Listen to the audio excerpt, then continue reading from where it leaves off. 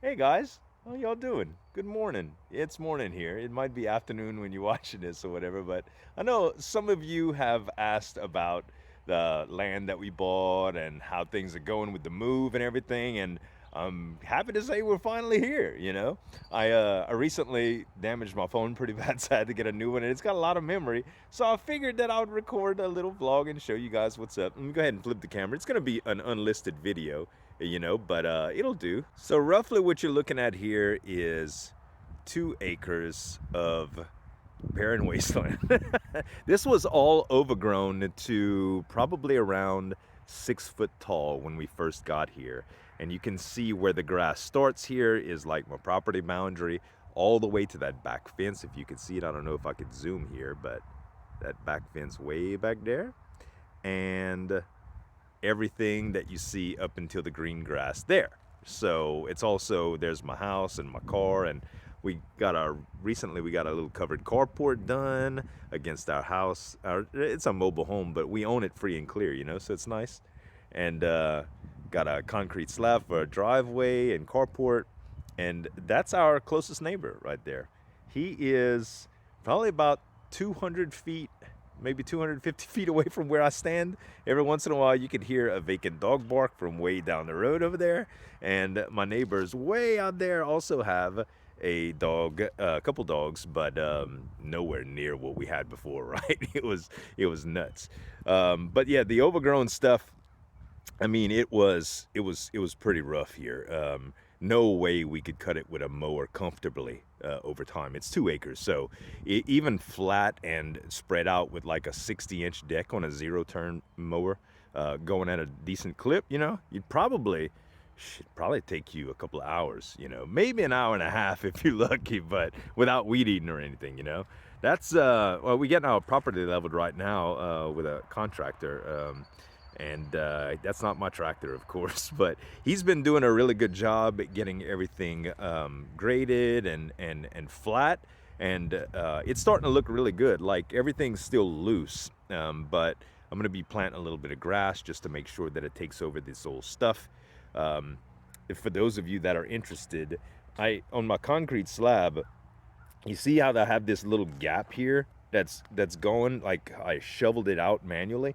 They had some clumps of grass in here that you would not believe. Like, the amount of force that it took to pull some of them out were just ridiculous. Like, I could snap a shovel on them. Look, you can see that's one of the clumps right there. So this is a root ball of grass, and you can literally turn it upside down and see like the roots underneath it and pick those things up. It's probably really dead now because it's been out for almost a week. But you can almost, I could, when I just pulled them out, I could pick them up, y'all. Like, I can pick them up from the roots and hold that root ball with one root. It was so strong. Anyway, the point is, the weed eater doesn't really do a great job at that stuff. So yeah, it took quite a bit. But we had a whole lot of trouble with somebody had stole an aerator motor from our septic tank before we actually got here. And it's not like this is a high crime area, whatever. I live in the country, but we weren't here. We literally bought the property and had the sewage done, like, man, almost 2 years ago. So there was a long time where we weren't even here. So there's certain people that just go around, look for new construction and steal those things, when nobody's living there or whatever. But there's my little staircase project that I'm working on. I did a stair in the back too, and I needed handrails to go up this thing. It's not much, but it got us in and out the house. I had to do it at my old house too, but my old house had like 11 steps up. Still a little bit of work to do on the front here, but for the most part, we still haven't even put our skirting on. But I kind of did some plumbing myself here, and buried the sewer pipe that we had. This was a fiasco too. So when we moved here, the septic tank was already there, and our concrete slab we poured, we didn't think about where we were going to place our house until later, and plans changed. To make a long story short, this is a seam that had to be broken out so that we can run the sewer pipe, because the sewer pipe has to be at a at an incline, right? It's gravity. So basically, wherever your sewer line comes into your house, it needs to be at a slope about 1 inch every 8 feet. Um, and it needs to go all the way to there. So it had to start pretty low and come all the way there. But we had to come through the concrete. There was no other way we could do it. We could have gone under, but it cost just about as much money, and it took forever to get this redone. But there was a whole lot of concrete that was broken up and left, and I recently cleared that out, and it was a big old mess, man. You can see that I have some sprinklers going off over there. I don't know if you can see it, but we don't have any drainage or city sewage. So the way that it works is any spill off that's filtered out from the septic is actually used in the sprinklers to spray off the excess water. Now, it's not the cleanest stuff. Like, I wouldn't drink it or take a bath in it, but it's not bad to water the plants with and stuff like that. And it's not too bad. But as you can hear, it's really quiet out here, y'all. Really, really quiet. It's very, very peaceful. The neighbors are nice.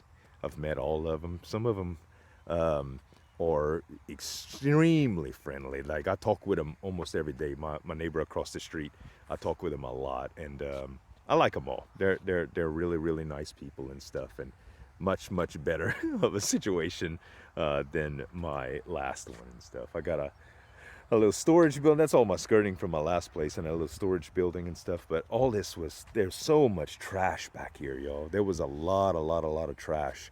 When we first moved here at the front, it's really hard to tell now, but I might include some pictures of how it looked in the video too, if I still have them. But up there was like a fifth wheel. It was an old, like a camper, you know what I mean? It's technically it was a camper, but it was really, really big, and it was abandoned there for years. See that pole right there? That's the old pole. That's not our current electricity pole. That was hooked up with the cable company and the electric company, and hooked to that old camper, which was basically a 20-foot long wasp nest when we showed up. So we had so much killing to do.